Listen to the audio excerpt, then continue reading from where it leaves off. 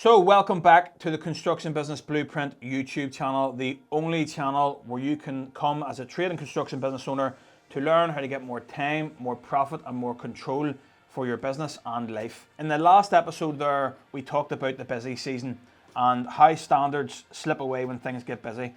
But now we're going to talk about exactly how and what happens and also then how to stop it. So we sort of just talked about it the last time. Now we're going to show you and break down examples of exactly what to put in place to avoid it. So we talked about maybe identifying it happening in the last episode, and now we're going to talk about when you identify it, what to put in place in order to avoid it. What this video, hopefully you'll come away with, we're going to talk about where most construction businesses lose control first when the workload increases, and how do you stop erosion before it costs you your profit, your time, your profit, and your control, and just your lifestyle and your headspace. Okay, so in the last video, I told you something that was maybe uncomfortable for some people. So the busy season doesn't actually create the problems, it just exposes them. So it shows you where your weak points are, it shows you the lack of plan and the lack of structure, the lack of systems, processes, leadership in place. I want to show you exactly where these things and these standards slip first, because again, erosion, like I mentioned in the last video, is subtle. These things don't appear straight away. So where you find short-term relief in stopping or letting go of a system, process or a standard, it doesn't show itself straight away with a big bang. It usually subtly erodes and corrodes away and then exposes itself later down the line. Obviously, nobody wakes up today and decides, today I'm going to lower my standards. You know, that's obvious. So it happens gradually. It happens under pressure. It happens under time constraints. It happens under an extreme mental load, which is obviously very common for everybody in this industry. And most business owners in this game don't even notice that it happens. And that's why I call it like the quiet erosion. You will notice it in June, in July, when the mistakes that you have started to make now start to present themselves. So the number one thing that goes first usually is the pricing. Pricing discipline usually collapses first. This is always number one. When inquiries increase, speed becomes the priority. Get the quotes out, get the quotes out, get the quotes out. Or maybe when you're busy, you're maybe putting your founder time to the side and just going into operator mode and reacting to things. The time that you have to actually look at these things sort of diminishes or gets smaller, and you rush things out the door. So you start thinking, I need to get this out quickly, I'll tidy it up later. I know roughly what this costs based on the last job, but roughly is a very, very dangerous remark. When you rush pricing, you forget small material fluctuations, you underrate labor overruns, you miss access issues, specifics on projects, like, you know, whatever it may be, whatever your trade or whatever your discipline is. But you can even under calculate prelims. You soften margins, slightly secure jobs even during the quieter period, like I say. So you want the jobs, so you take a bit off, you take a bit of cream off the top. But that slight margin reduction again is emotional. You know, you're doing things on emotion. Maybe you were quiet, so you've took a few quid off the job, and you get the job, you win the job, and then you start winning 10, 15 jobs that you've took the margin off, and then that starts to affect cash flow down the line. One underpriced job might be survivable, but 5 at once during a busy season, that's chaos. By the time you get to summer, your cash flow, your reserves are gone. The correction is this: busy season, even though everything's chaotic, requires slower thinking, not faster. So you need to lock in certain rules in your business around margins. No quote leaves without the margin verified. So even if somebody else is doing the quotations, realistically it does not take that long to review a quote. Just double check the numbers, add them up, just check the drawings one more time before you issue that out the door. No job accepted below a minimum margin. So you know, you need to keep that standard tight and say, okay, say our cost plus our 20% overheads plus 20% markup profit margin, we're not going to go below 15%, non-negotiable. So we've got 5% there to play with, but we're never going below 15. Even when things are quiet, we're not going to go below it. So having a non-negotiable minimum margin, and then no emotional discounts under pressure. We've all been there. The work will eventually come back again, unless you're, most successful guys, which most of us are, inundated. And during busy periods, things always like this. This industry is not always like this. It's up and down, peaks and troughs at times. In the quieter periods, we panic and drop the margin. But those busy, quiet periods always pass, and the busy periods always come back. Don't emotionally discount prices out of fear, out of lack of work, or whatever else, because that will bite you in the ass down the line. Speed feels productive, getting things out, ticking things off a list. But accuracy builds profit. That's what grows the business. It's important to keep those things non-negotiable. No quote leaves without being, margin verified. Keep your margin non-negotiable. Don't go below a certain margin, maybe 15%, 10%, 20%, whatever it is. And no emotional discounts under pressure.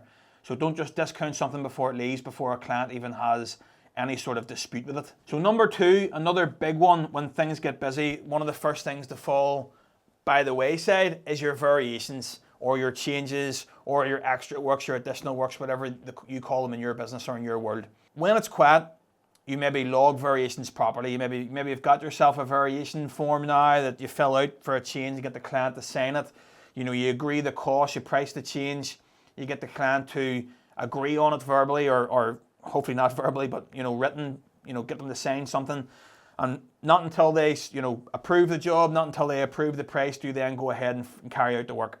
But when it's busy, it sounds more like this. Yeah, we'll sort that out for you, no problem at all. Lads, just crack on. Or, look, I'll add it on later on. Don't worry about it now. We'll get it done and we'll talk about it at the end. But we all know how those conversations end up. The clients forgot what you've said. The client's surprised that it cost that much.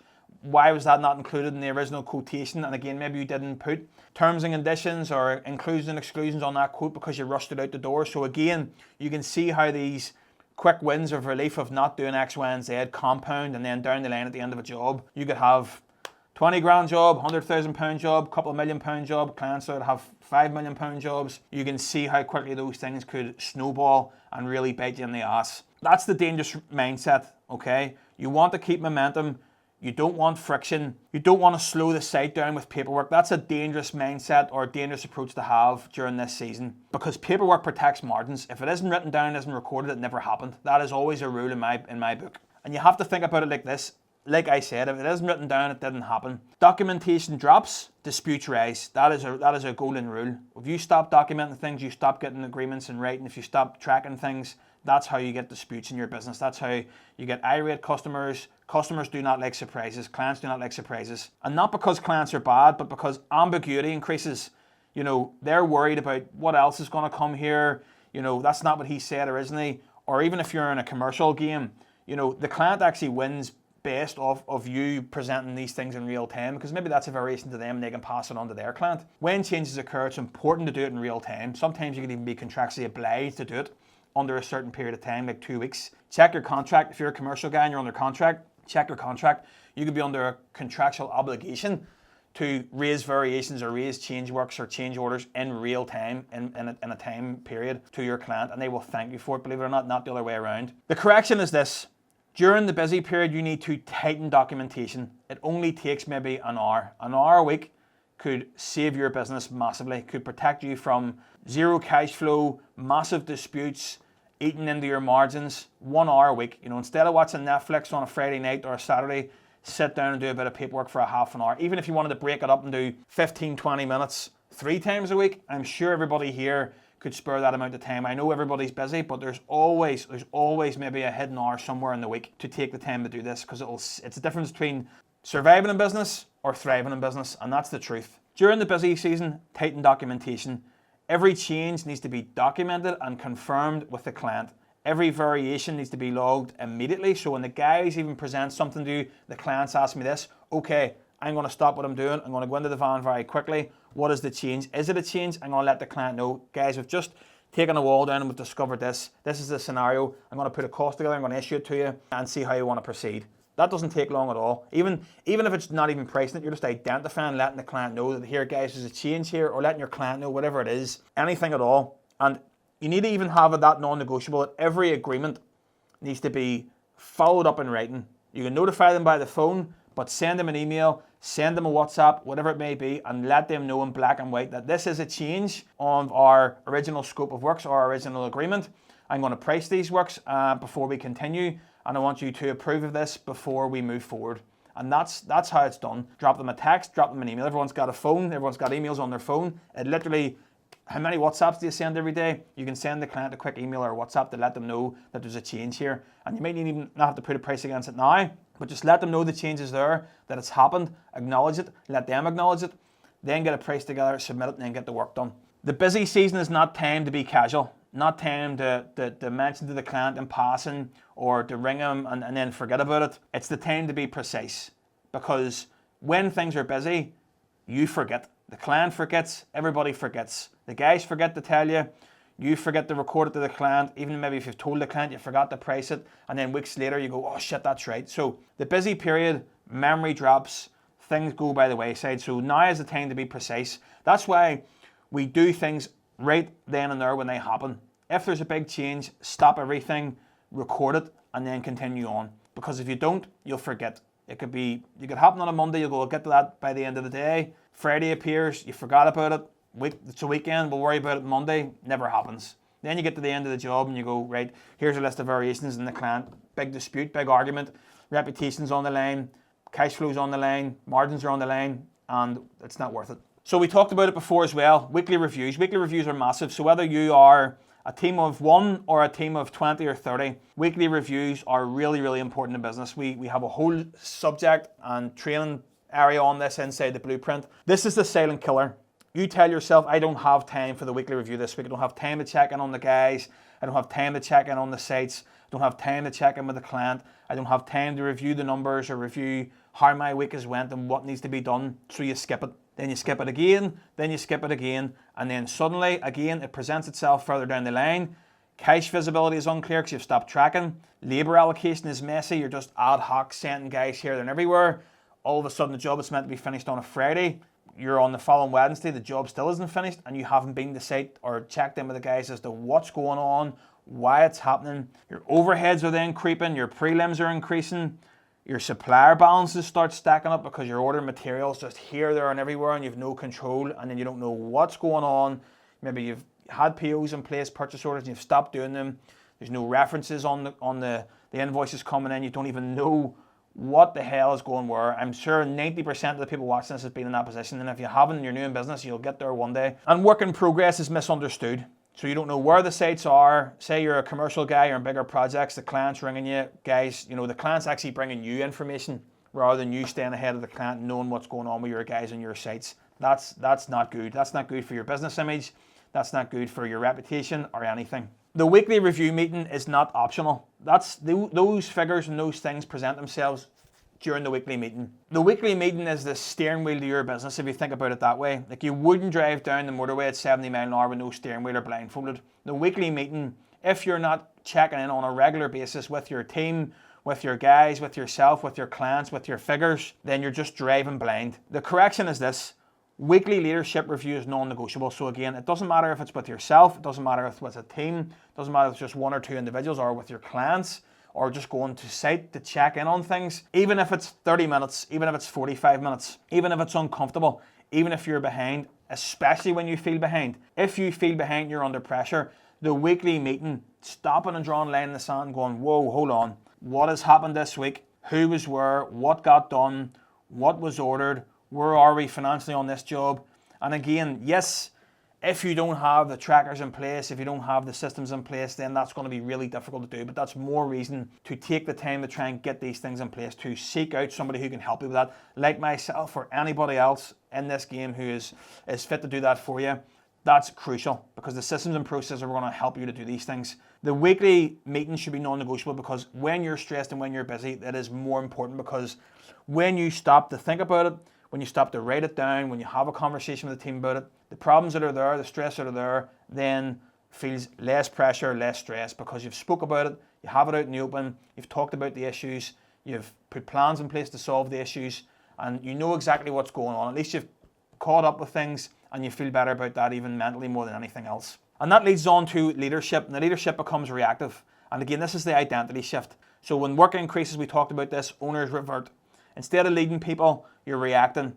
You're irrational, you're making poor decisions. And again, you're trying to set the example to your team. Okay, if you're one-man band, the same, you need to keep the promise to yourself. But if you've got a team, either you've just got one guy or a few guys or a big team, when your leadership starts to become reactive, you're sending the message out to everybody else that the standards that you're trying to uphold as a business owner and as a business don't really matter. And when things get busy, you can let them go. Standards can drop, so we can rush jobs, we don't have to check in, we don't need to submit the hours because he's going to ring me and sort it anyway. There's no point in me checking this or taking photographs. He's going to come here anyway like a hurricane and just start shouting and bawling and taking photographs. So what is the point? When your leadership becomes reactive. You stop leading people and you start reacting, you start dictating, and then people just take a step back. People stop taking responsibility. I've said this a few times in a couple of other trainings we've done. When you step in like that and you change your identity as the leader and then just become the operator and the reactor, everybody else retreats. People don't stand up the attention to help out. They revert back,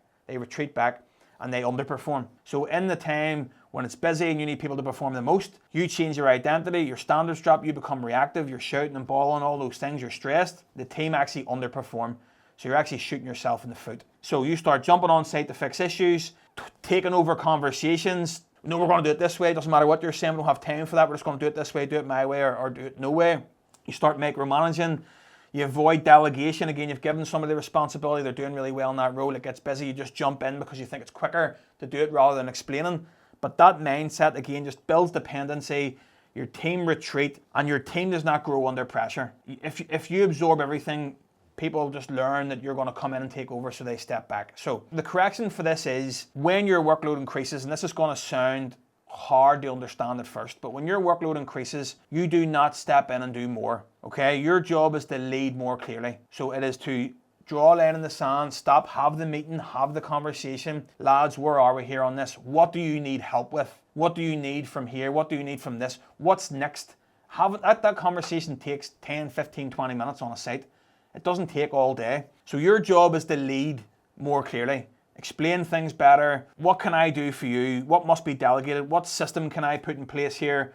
You know, what resources do you need? What can I go away and do to help you make your job easier or better or whatever else? Asking those questions. The busy season should increase leadership, okay, not labor. So you need your guys to step up. In order to do that, you need to lead them, you need to motivate them, you need to guide them, you need to support them, not shout and bawl and be a dictator, because again, like I said, they will all just retreat. So when you need them the most, they'll actually fall back. But that's on you. That's depending on how you approach it. So I just want to summarize and talk about the pattern. So it's the pattern that I've seen for years. March is busy and optimistic. April is overloaded, but you're coping. In May, you start to get tired, you start to get overwhelmed. In June, cash gets tight despite the revenue, despite how busy you are. In July, stress peaks.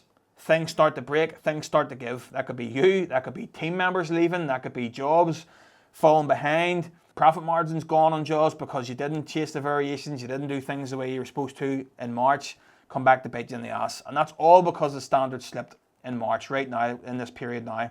And again, like I say, it doesn't explode immediately. It accumulates slowly over time. And most business owners don't connect the dots. They don't see it coming. They don't have a pattern to look back on and say these are the things that happened. And yeah, it just silently creeps up. Here's your question. Here's the question I want you to ask yourself. When the workload doubles, does your structure double or does your stress? Do your standards double down? Do you withhold things? Do you stand tight? Do you stand strong? Or does your stress increase and everything falls apart? Because that's the difference between the operator and the founder. Because like I said in the last one, busy operators just survive.